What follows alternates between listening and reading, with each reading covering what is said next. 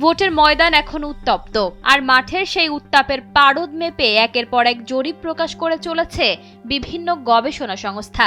সম্প্রতি 13টি সংসদীয় আসনের জরিপ প্রকাশ করেছে গবেষণা ও জরিপ প্রতিষ্ঠান সোচ্চার, যেখানে উঠে এসেছে এক হাড্ডাহাড্ডি লড়াইয়ের চিত্র। 5টি আসনে জামায়াত ইসলামী এবং 6টি আসনে বিএনপি ও বাকি 2টি আসনে এগিয়ে আছে এনসিপি। তবে উল্লেখযোগ্য সংখ্যক ভোটার এখনও সিদ্ধান্তহীন থাকায় বেশ কয়েকটি আসনে শেষ মুহূর্তে সমীকরণ বদলে যাওয়ার সম্ভাবনার কথাও জানিয়েছে সংস্থাটি। সোচ্চারের তথ্য মতে দেশের 5টি আসনে জামায়াত তাদের অবস্থান বেশ পোক্ত করেছে। এর মধ্যে গাইবান্ধা 2 আসনে তারা সবচেয়ে সুবিধাজনক অবস্থানে রয়েছে, যেখানে বড় ব্যবধানের ভোটে তারা এগিয়ে আছে। রাজধানীর গুরুত্বপূর্ণ ঢাকা 15 আসনে জামায়াত 9.5% ভোটে লিড দিচ্ছে এবং কুমিল্লা 10 আসনেও 8% ভোট নিয়ে তাদের অবস্থান বেশ স্পষ্ট। তবে কিছু আসনের লড়াই হচ্ছে সমানে সমানে, যেখানে লক্ষ্মীপুর 3 আসনে বিএনপির সাথে চলছে স্নায়ুযুদ্ধ, যেখানে জামায়াত মাত্র 2.3% ভোটে এগিয়ে। একইভাবে কুমিল্লা 9 আসনেও লড়াই হচ্ছে হাড্ডাহাড্ডি, সেখানে জামায়াতের লিড মাত্র 3%।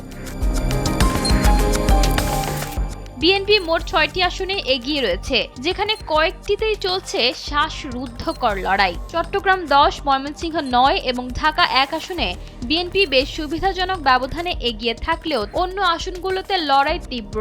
যেমন ঢাকা 17 আসনে জামায়াতের সাথে চলছে শিয়ানে লড়াই, যেখানে বিএনপি মাত্র 3% ভোটে এগিয়ে।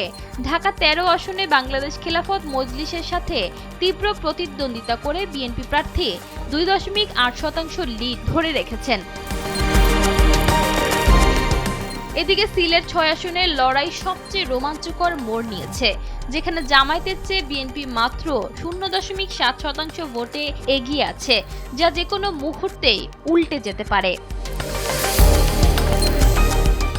রাজধানীর রাজনীতিতে এনসিপি বড় ধরনের নতুন মেরুকরণ তৈরি করেছে। ঢাকা 8 আসনে 16% বিশাল ব্যবধানে এগিয়ে থেকে বড় চমক সৃষ্টি করেছে দলটি। এছাড়া ঢাকা 11 আসনেও 4.4% ভোট নিয়ে এনসিপি তাদের আধিপত্য বজায় রেখেছে, যা এই অঞ্চলের রাজনৈতিক সমীকরণকে বেশ জটিল করে তুলেছে।